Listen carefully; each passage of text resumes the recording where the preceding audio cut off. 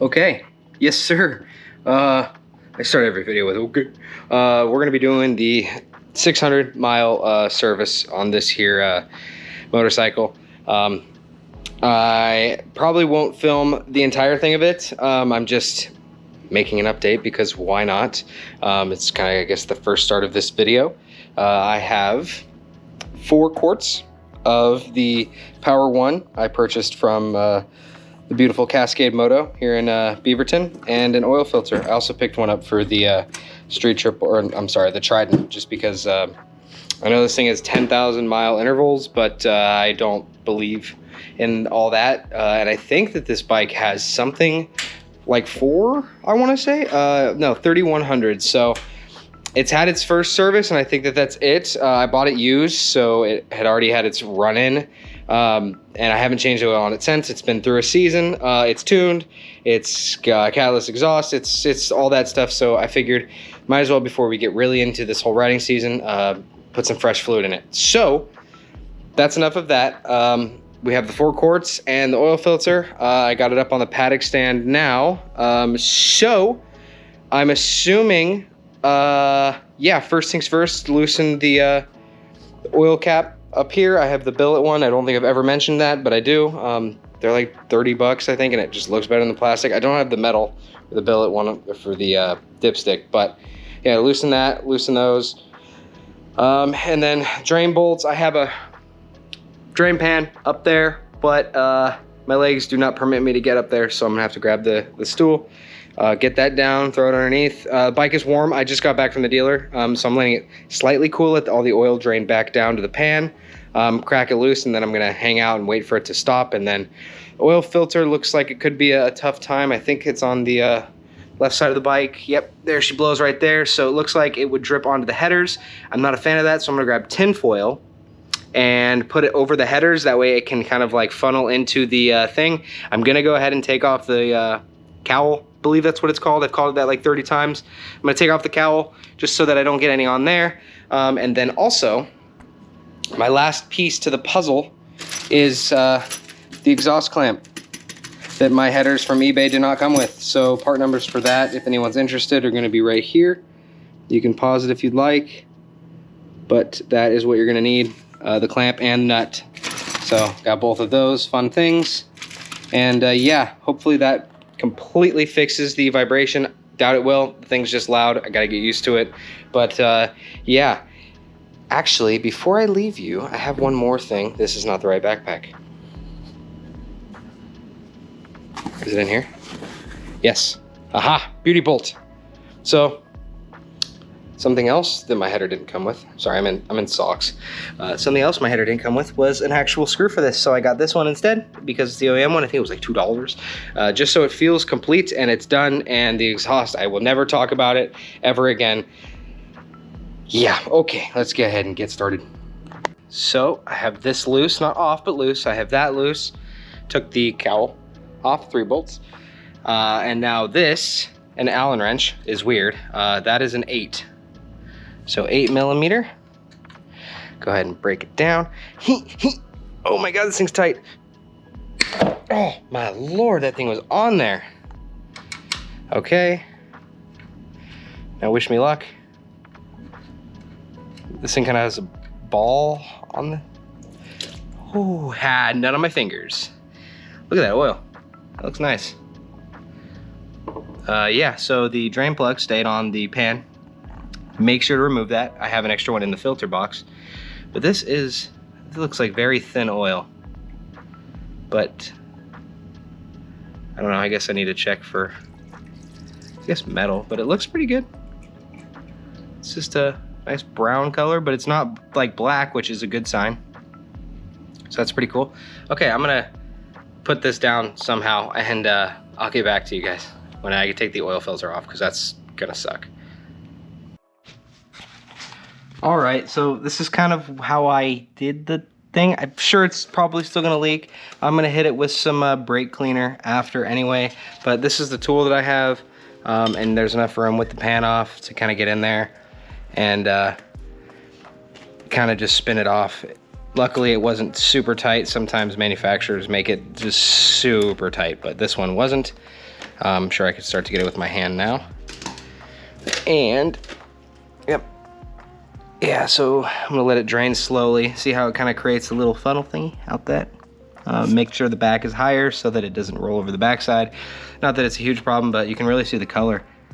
Now, the braking oil is good. It looks nice and clean. So, let's see. Yeah, it's gonna continue to using my gardening gloves for this one.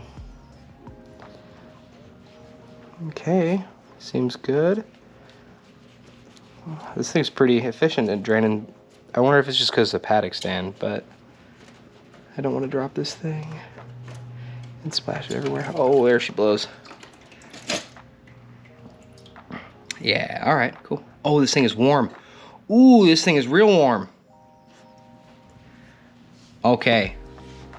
I'm not gonna cut it open and see what the contents are like because I trust it, but based on the pan and the oil coming out, I'd say it looks pretty darn tootin' good, huh? Okay, let me wait for this to drain. I'm gonna give it a little bit, get every last little drop out, and then I will throw the new filter on. Seems like we're just about done here. I'm gonna go ahead and, this is gonna be quite difficult to film with with one hand here, but I'm just gonna kind of clean the outer surface just a little bit.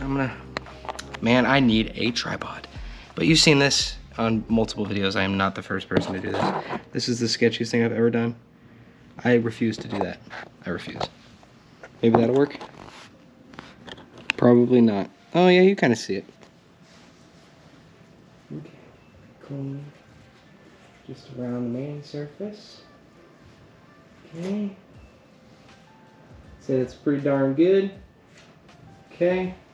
Now everybody has a different way of lubing their oil filters. What I do is I take the old filter and I'll just kind of get some on my finger and paint, if you will.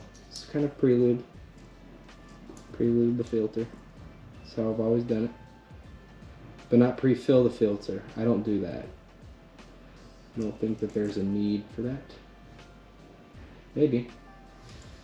Maybe not. I feel like it needs more than that.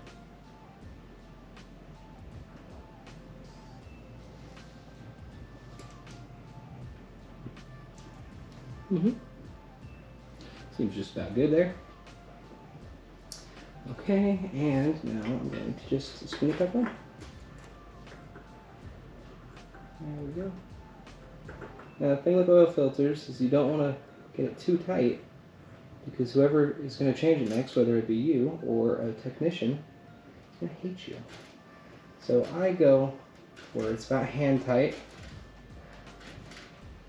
and then I'm going to grab my wrench, and I'm just going to kind of snug it just a tiny bit, just so you can feel some kind of resistance.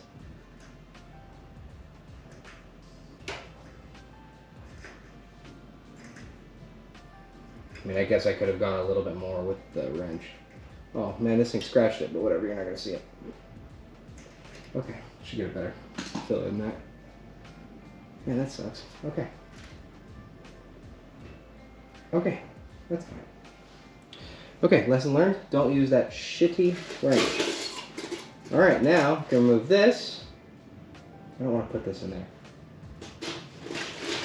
Fold it around like that. Okay, so now, what we're going to do is make sure that we grab the drain plug off the pan for the stock one, and we're going to use the new crush washer drain plug. Yeah, no, drain plug's off, crush washer is what I'm talking about. So we need to grab that. Right, so, dropped a little bit of oil there. Went ahead and filled the bike up, deep tightened the drain plug, got that crush washer out of there, put it with the new one on, and yeah, we're all good. It's 3.17 liters. So I used 3 and then like a 1/10 of this. These are quarts, but yeah, I think I have the measurements somewhere just so I can show you.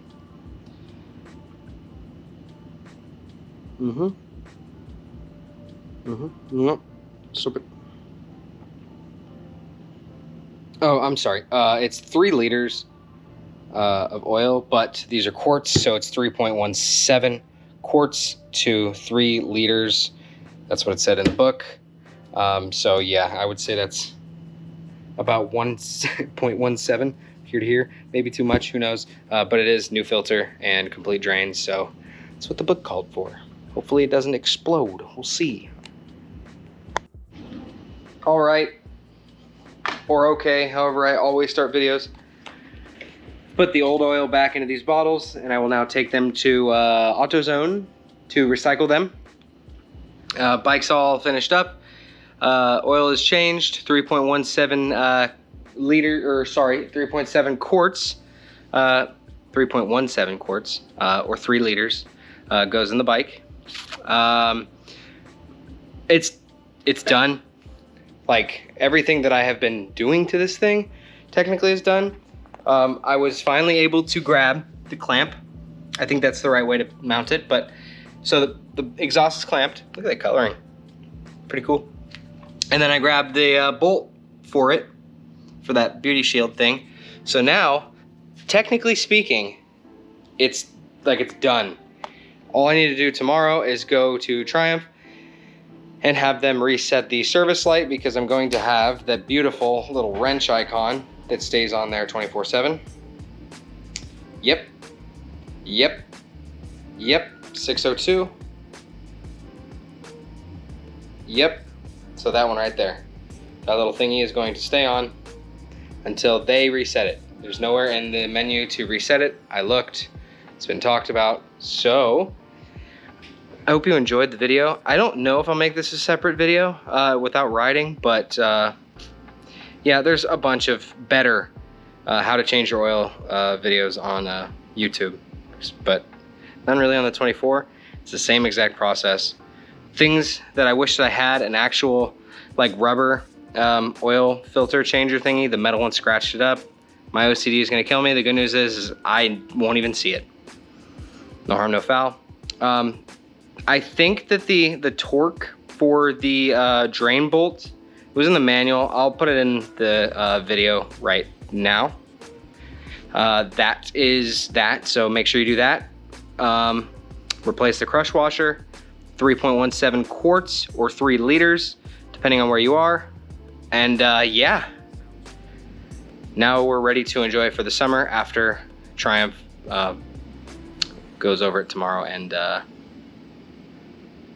yeah, writes it off as good. Okay, I might throw this. No, I'm not gonna do any riding videos. This is just an oil change, so I hope you enjoy it. Have a good one, guys.